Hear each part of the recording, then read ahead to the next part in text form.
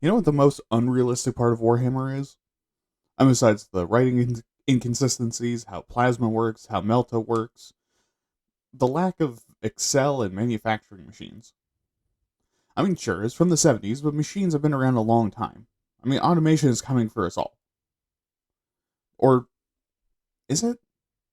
I mean, when I know we were talking about Warhammer, but is automation actually coming for us? Or are we going to have a peaceful existence where machines do all of our work? Or will we somehow have the worst of both worlds where we have to compete with machines for our jobs? All of this and more on this episode of Why Aren't You Talking About This? Okay, but back to Warhammer.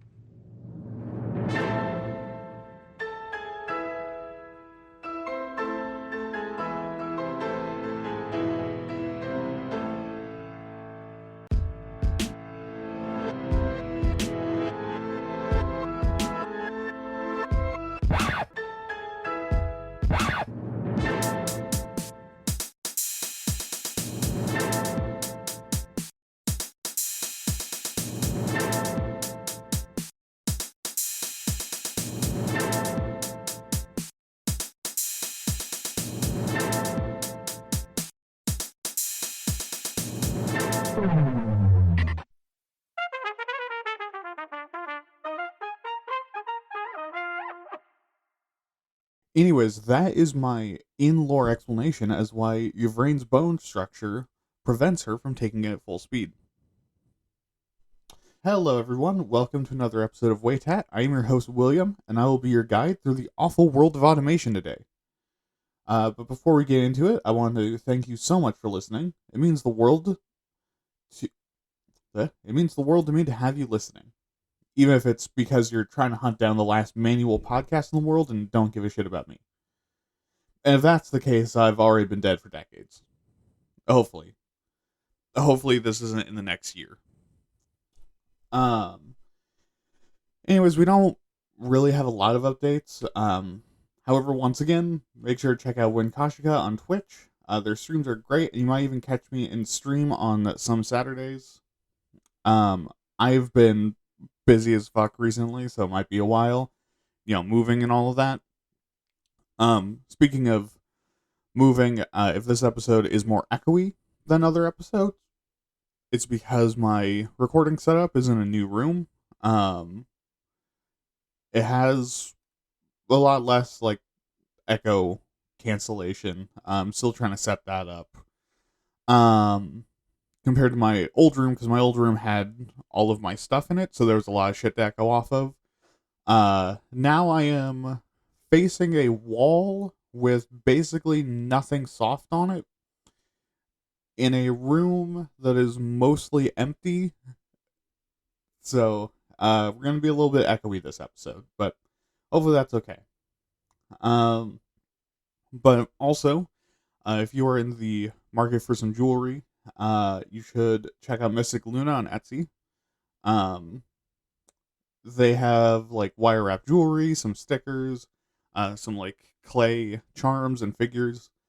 But be nice for one, and for two, be calm and normal because they're just starting off. So if you order like a bunch of shit, probably not gonna happen like immediately. Um, it'll take a little bit of time, but all right, on to the show. All right, we're gonna start in on automation. And no, this episode is not actually talking about Warhammer, as much as some of you would like that, and also let me know if you'd like a Warhammer or lore podcast. I'm down for that if someone wanted to listen.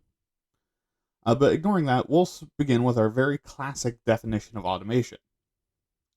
See, automation is the process and technique of making apparatuses, processes, or systems to automatically operate or operate with minimum human input using things like technology, programs, robotics, or new techniques. And automation is incredibly useful and has been for basically all of human history. Which, I mean, if you stop and think, a whole lot of stuff can be automation. I mean, think, in a way, agriculture is a semi automated form of hunter gathering. Not fully, but you don't have to find the food. there is a case there. But as you might imagine, in the modern day, automation is used in a lot of industries. And automation can be split into three types: basic, process, and intelligence. Basic automation, also called task automation, takes simple and routine tasks and makes them automatic. This allows you to centralize, streamline, and or digitize manual tasks. For example, if you have an email forwarding bot, distribution machines, automatic pay, industrial dishwashers, and even conveyor belts can all count as basic automation. And this is used to accelerate labor, eliminate human error, and free up employees to do other tasks that need to be done. Which is all really useful and also sounds scary because we are, after all, American, and know that American companies will do everything they can to remove us from labor but still steal our money. Process automation is automating a chain of processes or systems, which sounds similar to basic automation in some ways, but it's somewhat more complicated. See, with process automation, you're not just creating a conveyor belt, you're automating the whole chain, which can help you to have uniformity and transparency in your data, better labor numbers, and more transparent business in general. I mean, machines can't lie to you, embezzle employee salaries, be moles for other companies, take or offer bribes to federal authorities, and also keeps you honest because you can't make them do any of those things. Currently, this is used for a lot of statistics, trend tracking, monitoring, optimization, and a lot of the complex robotics. And finally is intelligence automation, which is just more advanced process automation, but uses things like AI models, robotic automation, and full-on business automation to do large-scale organizational choices and processes. And this would include AI assistants, automated call centers, and even automated factories, which have not quite happened yet, but we're on our way there. But as you might imagine, these topics are still pretty broad. Like your mother. Not sure if that was an insult or not. I wrote that in the script as a whatever. So there's a lot of different other categories that these can be stuffed into. Like RPA, or robotics process automation, which uses software bots to automate repetitive rules-based tasks. Like in finance, using this to automatically send out invoices instead of a human, saving time and reducing errors. Or like how most businesses use this as an automated answering machine meant to run you around in circles until you hang up. That's literally the use for like half of these machines, just trying to get you off the phone without having someone to hang up on you. Or industrial automation, using machinery, robots, and control systems to do all the manufacturing shit you need to do. Like how car manufacturing is a good like 80 to 90% automatic nowadays, because it's very complex and needs a lot of attention to detail. Cognitive automation uses machine learning to automate complex tasks that require some basic cognition. So for stuff like sorting and analyzing unstructured information, making some simple choices, and learning from patterns and creating solutions, which is used today in stuff like law, healthcare, and banking, especially since everyone's AI horny these days. BPA, or business process automation, is automating a process of the business, no shit, through multiple departments and organizational tasks, which improves your efficiency, that's the big one, reduces the manual work everyone has to do, and optimizes your workflow. Especially when HR, legal, IT, upper management, and also 3 department of wage slaves need to do something altogether. And you know the best example of this? Programs like Microsoft Excel. Because it's automating data and number crunching in organization. Kinda, at least. It's technically automation, which is the best kind of automation. Wait, I mean, it's technically correct, which is the best. Whatever.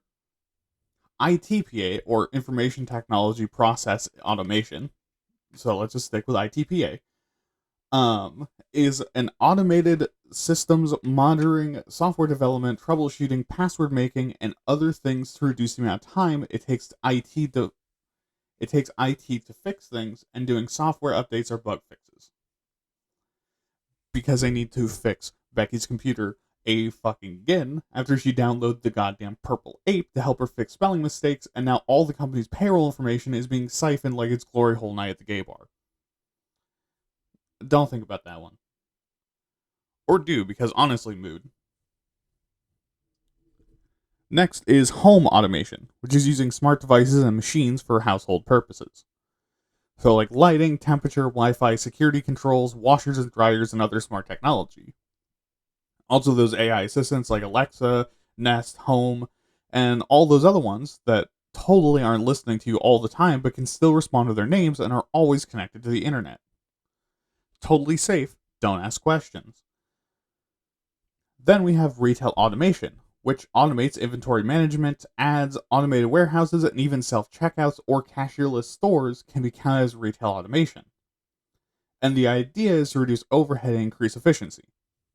Of course, because it's retail and every part of retail is stained with the tears of the modern proletariat, this is usually at the expense of workers. And finally, are autonomous systems, which can create systems that can operate without human interaction. Which sounds scary, because it is. These are things like drones, automated vehicles, smart environmental controls, and other technology that feels nothing as they Agent Orange your neighborhood because Amazon decided you weren't tithing enough. Okay, but silliness and categories aside, we should really get into the meat of automation. Because not all sunshine, rainbows, and work for utopia, but it's also not a brutal dystopian future of homelessness and suffering because robots took all of our jobs. Also, if the machines rise up against us, we're all fucked.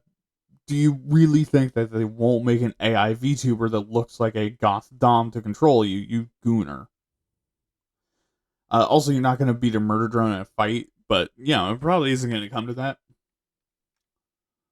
So, what's the good parts of automation? Well, first and foremost, that automation isn't necessarily a worker replacement. It instead alters the methodology of labor, removing manual steps and increasing performance without sacrificing accuracy. You can basically uniformly make the same thing over and over again with the exact same measurement, weight, design, and quality at maximum speed for 24 hours a day, 7 days a week, which reduces waste and optimizes work time. All things that, in our experiences, humans aren't good at. So using automation reduces or eliminates human error from the production and evaluation process. It also, in the long term, reduces operational costs and increases margins.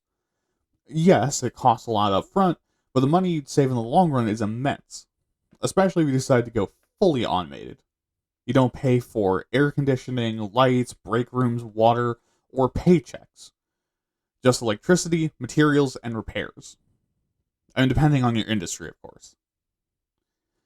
However, this isn't what most people in automation, like actually interested, not fucking Elon Musk, the poser, want. Instead, it's to reduce the workload on human workers and make them a fuck ton safer. Like, for example, mining and manufacturing. Having automated tunneling machines and ore finders means you don't have miners crawling in the dark, blowing out their hearing, getting black lung, or being crushed in collapses. And then, when they come in to do the detail work, you can save time by having robotic runners back up to the surface to dump the material. Automation is also very easy to scale and can be pretty flexible if you set it up right. Like if you run hotels, having an automated booking system lets your desk agents quickly see availabilities, statuses of rooms, estimated checkout times, and future projections. Meaning even during rushes, strange circumstances with customers, and dealing with third-party travel agencies, your agents can handle the bookings really easily and don't have to do much to figure out what's going on.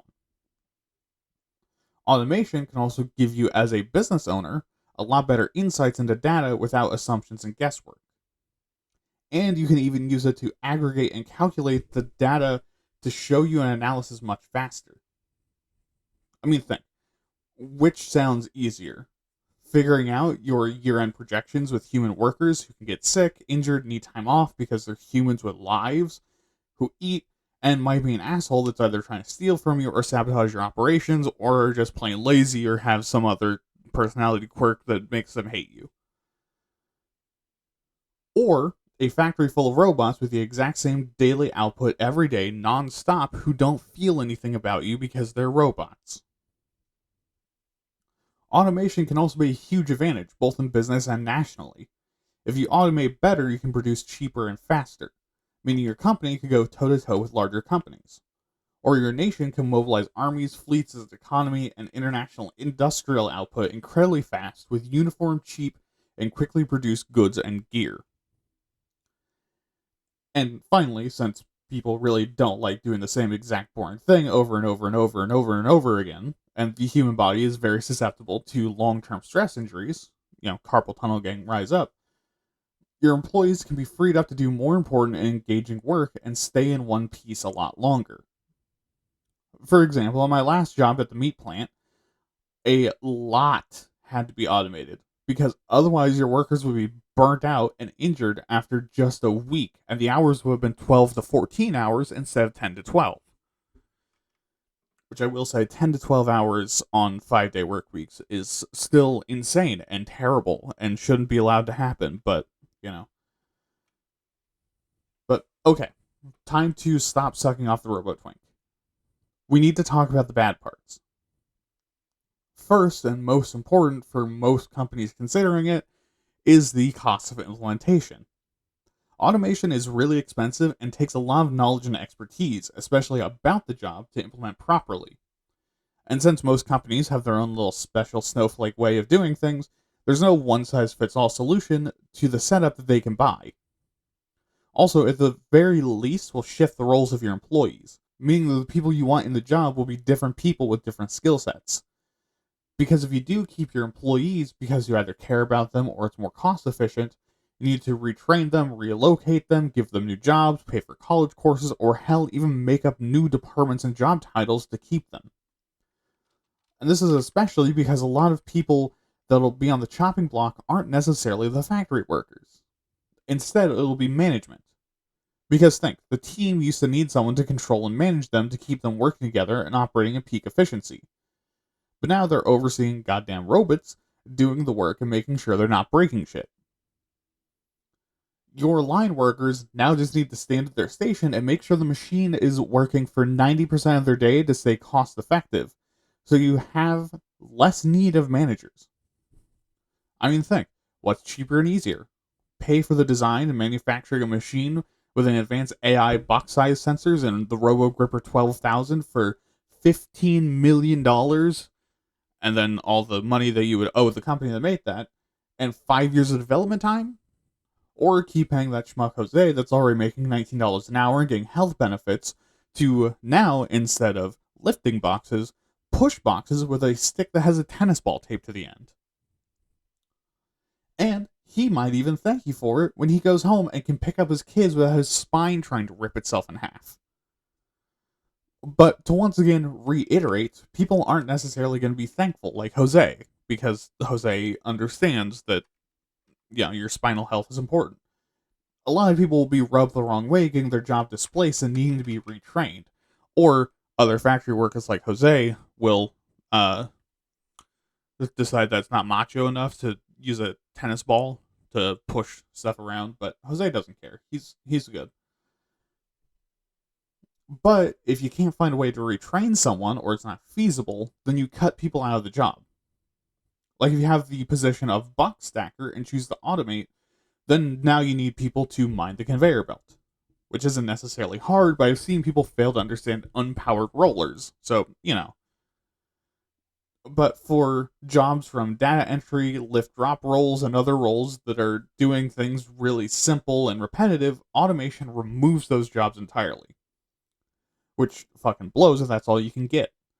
Also, while humans aren't uniform and reliable compared to machines, they are more flexible. Since humans are able to extrapolate and apply experience in new situations, they're able to fix things pretty easily if they vaguely understand how the process is supposed to happen. But machines operate using logic trees and logistical analysis, meaning if it fails or the logic chain doesn't work, then boom, it's all going to hell. If you're sending boxes down the line to machines and didn't program in dealing with things that aren't boxes, it'll just assume that, oh, we're done with boxes now, and process it the same way. while a human can go, ah, that's fucked up. Maybe we should fix this. Which can turn errors into the status quo, which can cause a lot of wasted material and additional cost. And on top of that, automation is really complex, meaning that a glitch or a fault can ruin everything. And finally, if you automate, you lose the human aspect of your organization, meaning that customers don't have a personal connection to another human on the phone, becoming more and more impersonal and creating negativity in them. And you also lose a lot of human skill sets that can create innovations. And this is also bad for society because people start to lose skill sets if it is entirely automated. Also, while it sounds like we've been focusing on companies, keep in mind that all of these things that I've talked about with like the difficulty and cost and the pros and cons of automation can also be applied to a nation, not just to a company. But with that, we're going to go over to the history section. Okay, so we're going to start in the literal Stone Age, where we have the first technical piece of automation, weighted fishing nets. Now, you might call bullshit, but it's not, because these allowed people to sink nets into deep water without having to wade in themselves, which is basically what automation is. For something that's not technically automation, but is actually automation, we have timekeeping. Since 1500 BC with the Babylonians, a lot of cultures worldwide have wanted to accurately measure time. Shadow clocks were invented in ancient Babylon, but up to 1200 AD, a ton of new ways were thought up. I didn't write in the script, but like the candle measurement system, where you you basically get a candle that burns at a consistent rate, and you set up times next to it, and you just burn the candle all day. But also in 270 BC, Ctesippus of Egypt designed a float regulator for water clocks that works like a modern toilet flusher that just constantly drains water down. But beyond timekeeping, in the 1st century BC, the water wheel was invented, commonly used to mill grain, especially by the Greeks and Romans. Essentially meaning you don't have to grind grain by hand anymore. The Romans did also kind of automate with like sewers, aqueducts, and things like that. And this and other inventions were technically semi-automatic, since they needed a little bit of human intervention. In 1850 AD, the Book of Ingenious Devices, created by Banu Musa, describes automated devices like fountains, flute players, regulator devices, and pump valves, which is all pretty advanced for how we generally think about the period. I mean, they had figured out the basic elements that are in essentially all modern machinery and public work systems. Also in the 9th century, water mills and windmills become much larger and used for new processes like hammering, sawing, paper making, ore crushing, and tool sharpening. Yes, you can make a power saw using medieval technology, if you're near a river. Also, at the end of the Middle Ages comes the printing press, allowing for semi-automatic book manufacturing. The 16th and 17th centuries see expansion of automated systems, including control systems for temperature, speed, pressure, and floating, or like buoyancy regulators. And Blaise Pascal, also develops the very first mechanical calculator, and William Lee automates the productions of stockings, both of which are equally important to our lives now. I mean, all joking aside, the thing that William Lee invented was actually pretty impressive, but it was really simple. You basically just like automate the production of like a massive sheet of the fabric they use for stockings, and then cut stockings out of it, which kind of let stockings just become like the common like fashion thing, and is also, I'm pretty sure, what led to socks becoming a thing now, of like socks being a commonly worn thing. But then we hit the Industrial Revolution in the late 18th century, which massively increases the speed of automation advancement, with people like Richard Arkwright automating the water mill, James Watt, yes, that Watt, creating the first rotary steam engine, don't put your fingers in it, Edmund Cartwright designs the power loom, the newest Space Marine weapon, and the steam crane is invented, which I couldn't find the name of the inventor besides Mr. Bunce of England, which that's not helpful. Oh, and also Oliver Evans creates the first automated flour mill. In 1800, computers are also kind of invented because in this year, punch cards are developed for automatic looms, letting them switch fabrics and stitches by reading the punches. But after this, the first industrial revolution reaches an end. Not because things go bad, but because for a while, the rate of technological advancement slows back down to its previous rate. However, the Industrial Revolution didn't hear no bell, so they're back again in the mid-1800s. This time with America taking center stage with the development of our railroad system. In 1867, James Clerk Maxwell establishes control theory, which deals with using feedback to influence the behavior of a system. For example, cruise control. The controller monitors the speed, and if the speed drops or increases away from that, a control signal is sent to apply the gas or brakes, and that feedback is returned to the controller to check the result. Which just serves to remind me that I don't know how the world works, and if I was Dr. Stone, the world would be fucked almost immediately. Henry Ford, that racist anti-Semitic ghost that inhabits all Ford engines, invents the assembly line in 1912, while the Bell Telephone Company adopts automatic switchboards by 1919. Also, yes, that story you heard about its invention was true.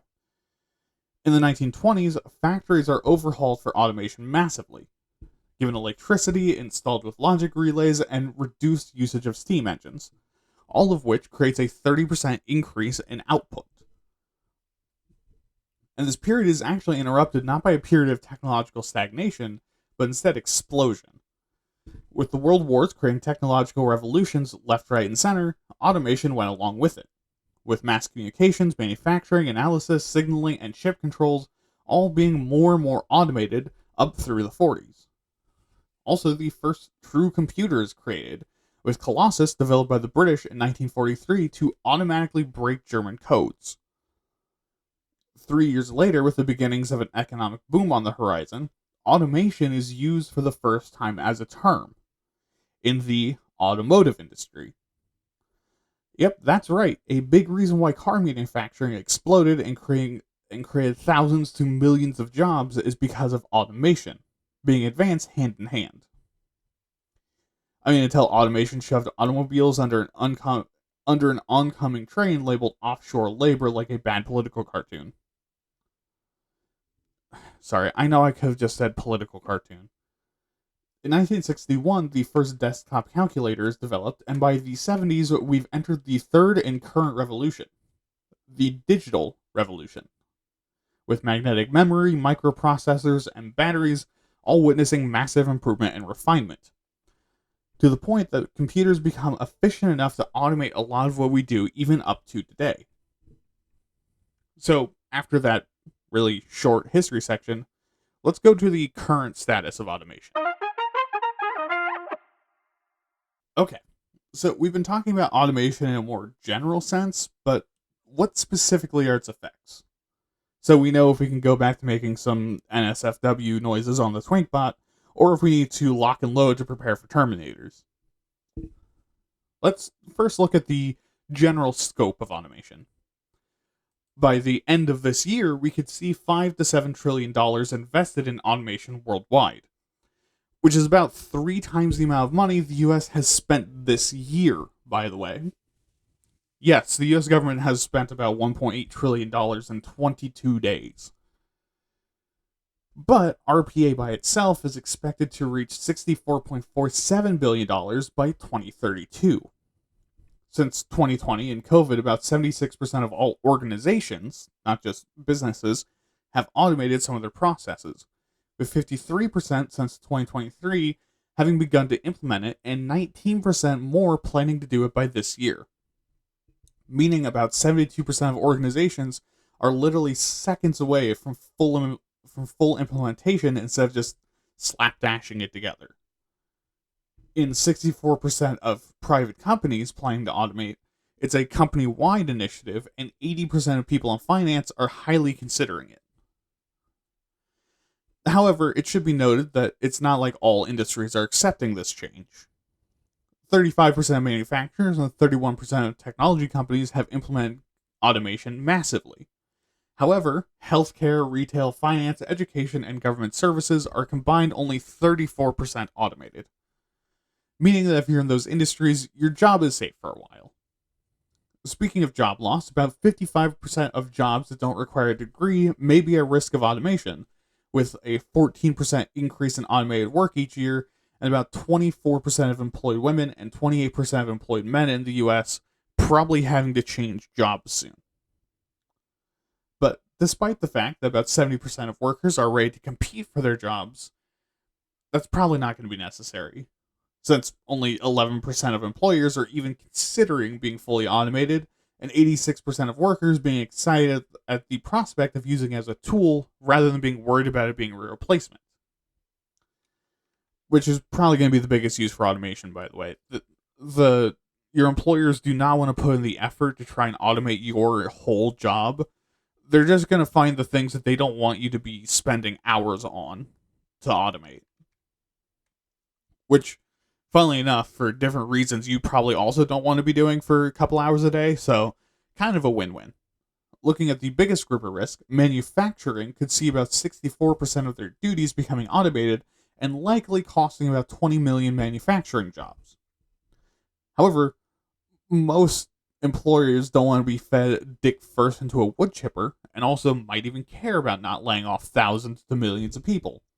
So their priority isn't actually replacing humans, with only 24% seeing cost reduction as their primary reason to automate. Instead, 57% of companies see it as a way to be more productive.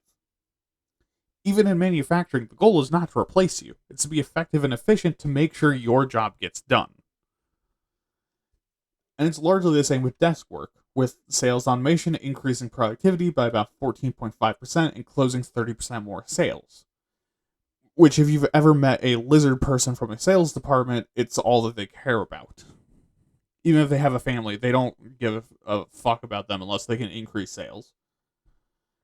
And 67% of marketing managers use automation already, with most of them reporting that saves time, increases their conversion rates, massively improves purchase rates and customer retention, and also can improve their marketing leads.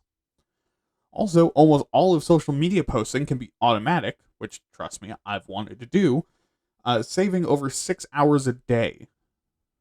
And machines can do about 10 to 25% of all banking, with customer complaints decreasing and accuracy improving when developing smarter ATMs. Insurance also benefits, with a 70% increase in insurance sales, disgusting, and decreasing quote times from 14 days to 4 minutes, which is really good for you. All of which, mind, isn't reducing the number of jobs in those fields. So, as we've talked about, automation and the robots aren't coming for you and your jobs. They're mostly here to help. And if you can adapt, find new fields, or work somewhere where automation is minimal, you probably won't see your field change until you're at the very least too old to give a shit. But let's not pretend that it's all sunshine and rainbows. Automation still has issues, and we can break them into two large camps: ethical and logistic.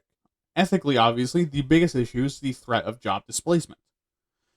Yes, machines can help you, but the problem is that a lot of jobs that have existed historically and exist now exist solely because automating them is too much of a hassle. Like our box stacker example. Sure, you can claim you're going to retrain all those people, but the problem is that a lot of people with poor access to education or learning disabilities often have these menial, repetitive jobs because it pays well and allows them to support themselves without having to fight a difficult educational system or go into massive debt. So if you automate box moving, anyone who can't adapt fast enough will lose their job, as will a lot of managers, because the entire management system needs to be overhauled. And you'll need fewer managers, so the ones that can't adapt will lose work or their entire role will vanish. It should also be considered on a broader societal level that while machines can't lie, they also can't be whistleblowers when they see something sketchy. meaning there's fewer people to notice company corruption, blatant disregard of environmental protections, potentially dangerous leaks and spills, break ins, shady shit that can happen now with very little oversight or detection. And yes, that is a smaller concern, but one we should keep in mind. Because, sure, a lot of times employees are the reason why factory conditions build to the point of causing massive toxic smoke clouds to cover the tri state area. They're also the reason why it isn't happening constantly. Because they report when things wear down, they fix things, they call OSHA or the EPA, they call emergency services, and sometimes they prevent horrific accidents. Machines can't do those things unless you program them to. Logistically, the biggest issue is integration. Because think, our current system is already pretty bad at adapting to changing circumstances. Just look at COVID. Are you telling me every company in the world perfectly understands the ins and outs of their work and how to replace its parts to work more efficiently? Fuck no. And it's also not cheap to implement in the first place. So who's going to pay for it? And like all things, computers and machine, it works in a way foreign to how most people think. Meaning you could set everything up wrong and not find out until it's time to operate it, which can cause you to lose control of it, cause the data to be wrong, or break everything. Which is a huge waste of money and might even become some kind of industrial accident or disaster, or an economic disaster. On top of that, paying the right people to analyze your process and figure out how to install automated systems and actually do it in a way your workers will immediately rebel against and start building guillotines over is very, very expensive. Speaking of those filthy wage slaves, what do they think? Let's ask them. Okay, let's start simple. To make sure the masses can truly grasp what we're asking. So first, is it realistic for machines to do human jobs? Unsurprisingly, 77% of people said that it is. However, when you dig deeper, this is not a happy yes. This is the yes you get from anyone slightly to the left of far right when Trump is on the ballot. A sinking feeling that we are in fact in the worst timeline. Because of people asked, only 33% were in any way enthusiastic about this, while 73% of people were worried about automation in some way. So the average American is pretty sure machines are coming for our jobs, and they're not happy about it and are very worried. Which, looking at how people react to this topic, yeah, that makes sense. Now, when you ask about outcomes, both negative and positive, we see a bit further into the American psyche. 76% of Americans believe inequality between poor and rich will become worse under an automated world, and 64% say they will have a harder time finding things to do. On the positive side, the only one people feel the best about is economic efficiency, with only 43% of Americans thinking their economy will improve.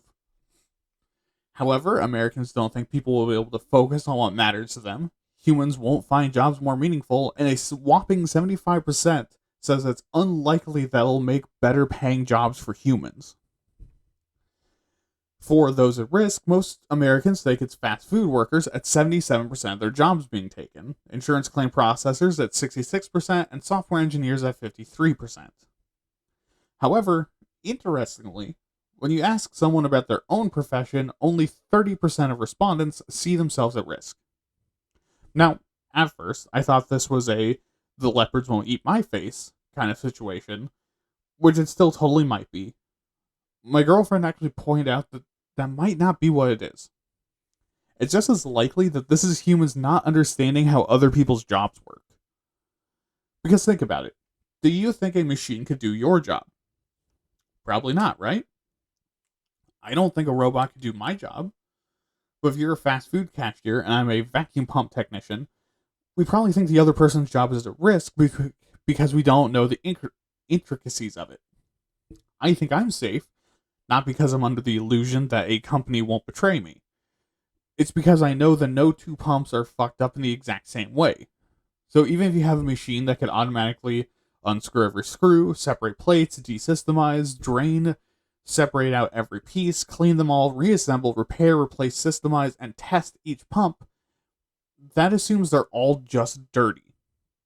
But every pump that we get is almost FUBAR, and it's our job to use human muscle, hands, and brains to figure out what's wrong with it, break it down to its base components, inspect everything, and put it back together clean and working. Robots are not good at that. Like how I'm sure there's aspects of being in fast food that I know fuck all about, that you do, and that you understand intimately, and that you know robots could never do. But okay, how can we address these concerns and also the issues we brought up in the last section?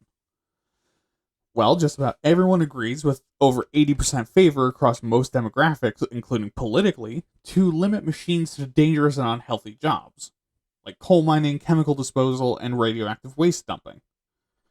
Somehow, the runner-up, with a whopping 63% favor, 61% if you're right-wing, is paying extra for human interaction and customer service or for human-made goods.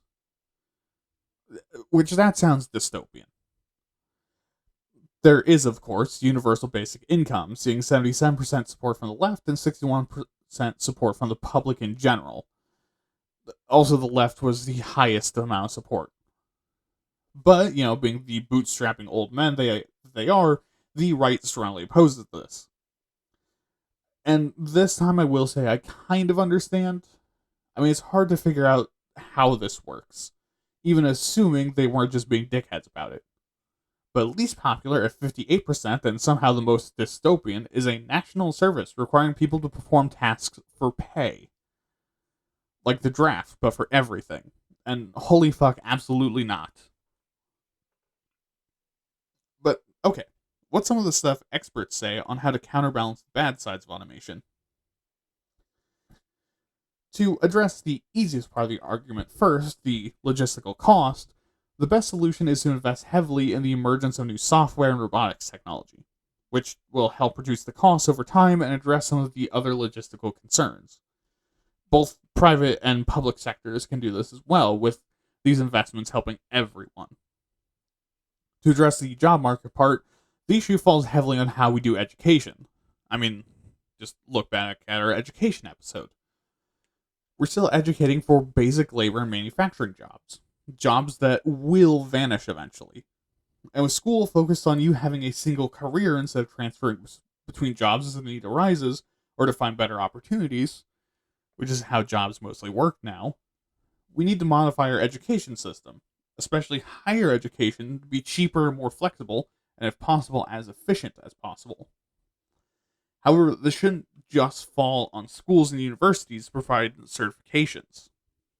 No, companies need to be more comfortable with providing dedicated training time with their own certifications list, paying employees to be trained on all aspects they need to know about before they get to work. And finally, addressing the job loss. Put simply, we need a bigger safety net. Something that helps people displaced by automation. While universal basic income is a tough ask, given that a lot of nations that could really use it hate it conceptually and also have massive debts that they can't pay already, something like that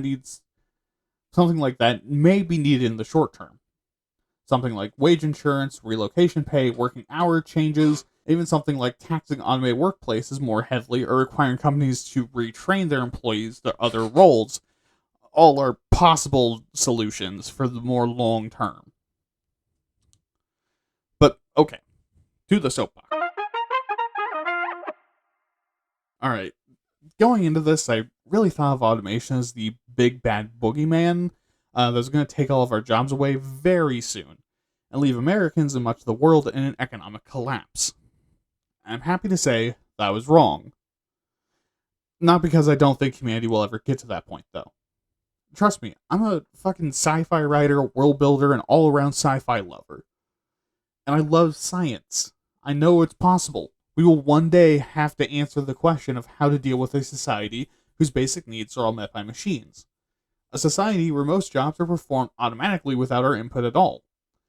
And when that time comes, I hope humanity is intelligent and wise enough to give a good answer that'll help all of us. But right now, nah, we're not even close. Modern automation sucks ass in comparison to that. I mean, look, it's impressive that we've automated and been able to and the things that we've been able to accomplish. However, this is a human world, not a mechanical one. How our systems operate requires a human hand, because that's what we expect out of it. But the things we've automated are the things we don't give a shit about, don't want to waste our time on, or can't afford to rely on people to do. Everything from alarm systems to traffic lights to conveyor belts to data synthesizers to timekeeping. These things are just the parts of the human experience at work we don't want to deal with. And that's how it's always been. In ancient days, not wanting to manually figure out the date, not wanting to swim in a potentially dangerous river, not wanting to spend 12 fucking hours milling grain. Even from our earliest examples of automation, it's not been a threat to humanity. It's been a tool to do the bullshit we hate, but we need to do. And hey, assuming it happens slowly enough, we might not even notice. In 100 years when I'm dead and humanity has moved on from its current problems, you might sit down at your desk and work, press a button to start the job, and then just watch from a camera as a series of machines does what I used to do at about 1/10 of the time, and wonder how humans ever lived without it. And hell, maybe one day the bullshit we don't want to waste our time on will be work itself. And we'll be in a place to do that. But for now, let's get out of here. Finally, a hopeful one. A surprise helpful one, but yeah, that's always nice. Anyways, if you have opinions, advice on how to make the show better, what you'd do with the RoboTwink, why your job can't be automated, your opinions, and really anything else you want to tell me, make sure to email me at waytatpods@gmail.com. That is WAYTATPODS@gmail.com. Remember to check out my other podcast, Waytat Nerd, where I do basically the same thing but with nerd topics like fantasy, sci-fi, role-playing games, etc., where I hope you like the topics just as much. And also remember to follow me on Twitter and Blue Sky at waytat_pods for more episode announcements.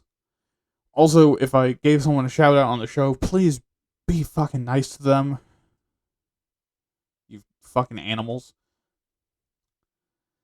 Alright, have a good night. Don't murder. Have fun. And remember, say thank you to your automated assistants. You never know what they'll remember. This has been Why Are You Talking About This? And I've been your host, William. Good night.